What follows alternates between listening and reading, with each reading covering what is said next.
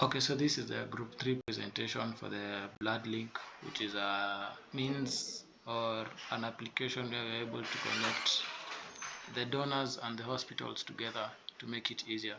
So this is the landing page where each and every user is placed on before they log in or either sign up, whether they are a respective user or a new user.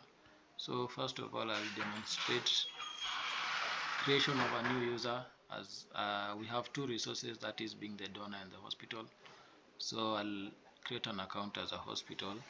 So this is where we're able to choose between the two resources, the donor and the hospital. The routing is based on the role assigned here. So I'll choose a hospital and I'll create a password. The account has been created successfully, and then I'll log in. So once we log in, we are taken to the hospital dashboard, where we have loads of information, which being the just simple information with cards about the hospital metrics and how we support hospitals. So from the hospital dashboard, a user navigates to the create request option located in the navigation bar at the top of the page.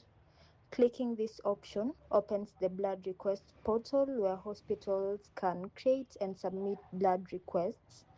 So they're gonna fill in this form with the following fields. First is the requester name, where they enter the name of the doctor or authorized hospital staff member making the request. The next field is the hospital name to identify the healthcare facility. And then they fill in the required blood type needed from the drop-down list and specify the units needed. After that, they fill in the urgency level based on the patient's condition. The available options range from low priority to critical emergencies. And then the next field is the hospital's contact phone number, so that potential donors or coordinators can reach the hospital if necessary.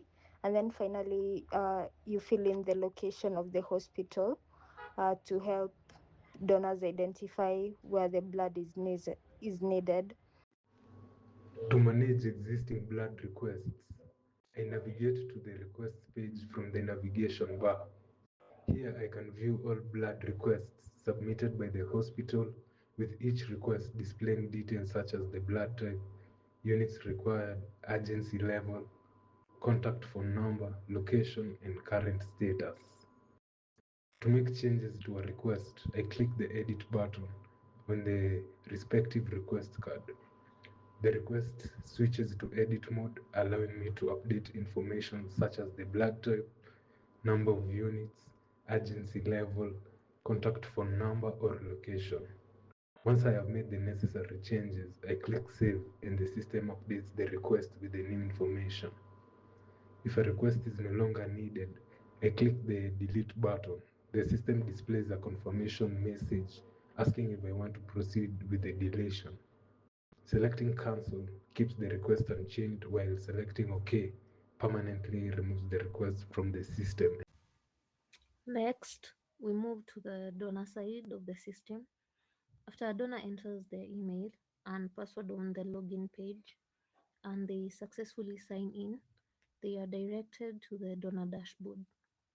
The dashboard serves as the donor's main homepage and provides an overview of important information such as donor activity, available blood requests, and quick navigation to the different features of the system. And then to view blood requests, I click on blood requests from the navigation bar. This page displays all active blood requests submitted by the hospitals, showing details such as the hospital name, blood type required, units needed, location, contact information, urgency level, and the current request status. So if a donor is willing and eligible to donate, they simply click the accept button on the request. The system records this response, updates the request status, and indicates that the donor has accepted the request. The donor can also manage the personal information by selecting Profile on the navigation bar. Here, details such as donor's name, email, phone number, location, blood type, availability are displayed. So to update any of this information, I click the Edit Profile button, I make the necessary changes and save them. The system then updates my profile, ensuring that hospitals always have accurate and up-to-date donor information. So this allows donors to easily respond to blood requests while keeping their personal details current within the BloodLink system. That's all from me. For this demonstration, I'll show how authentication and authorization work in BloodLink.